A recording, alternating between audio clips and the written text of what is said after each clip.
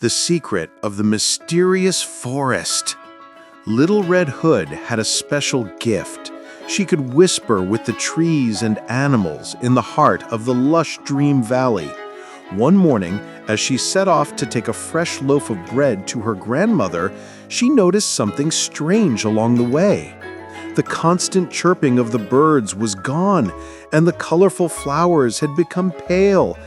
Even the trees, as if in a deep sleep, had stopped their whispering. Little Red Hood touched them with concern. The trees sent her a fearful whisper. "Shadow Hunter!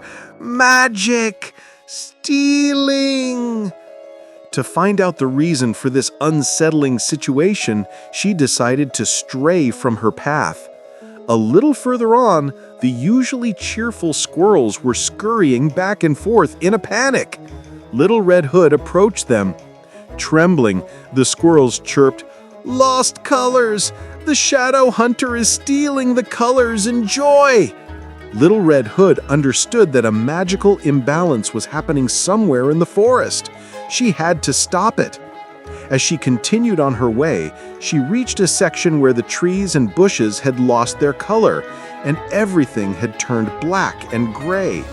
The joyless atmosphere weighed heavily on her heart. At that moment, she saw a figure like a statue standing within a black and misty smoke. It was none other than the Shadow Hunter, collecting the forest's colors and energy in a jar. The Shadow Hunter's face was as expressionless and cold as its magic. "Hey, what are you doing?" Little Red Hood called out bravely. The Shadow Hunter turned and looked at her with empty gray eyes. "I'm just taking what should be mine. Joy and colors, they are unnecessary emotions.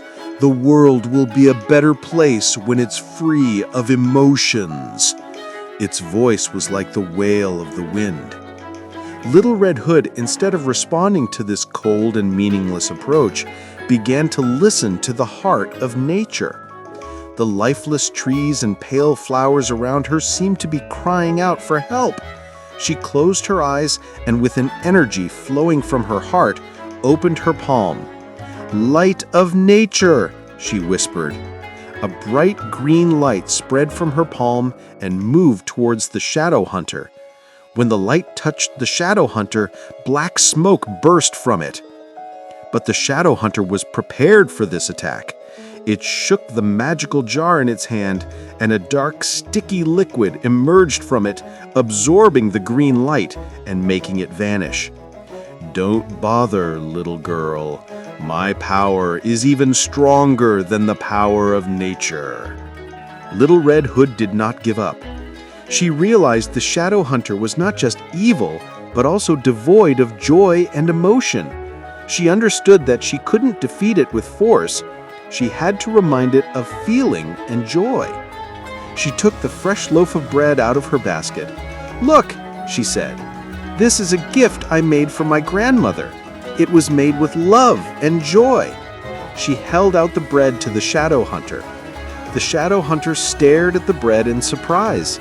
It had never seen anything like it before. Little Red Hood pointed to the sugar sprinkled on top of the bread. "This sweetness is the taste of love, and joy is what colors the whole world." As she spoke, her eyes sparkled. For the first time, the Shadow Hunter felt an emotion. It was surprised that a simple piece of bread could create such curiosity and confusion within it. It hesitated for a moment and dropped the jar from its hand. As the jar hit the ground, all the colors and joys and life energy it contained burst out and spread across the forest. The forest instantly came back to life. The pale flowers bloomed again, the trees regained their vibrant green, the lost bird song returned with a cheerful chirping. The Shadow Hunter stood frozen amidst all the colors and sounds. The cold mask on its face broke, and a single tear rolled down its gray cheek. This was the first moment it understood what an emotion felt like. Little Red Hood smiled. She said, "You see, the world is more beautiful with emotions. and the shadow hunter nodded sadly. It was no longer the shadow hunter. It was just a confused being who had rediscovered emotions. Little Red Hood waved goodbye and continued walking to her grandmother's, following a new, more colorful path. This adventure had taught her that even the most powerful magic can sometimes be no match for a simple act of love and joy.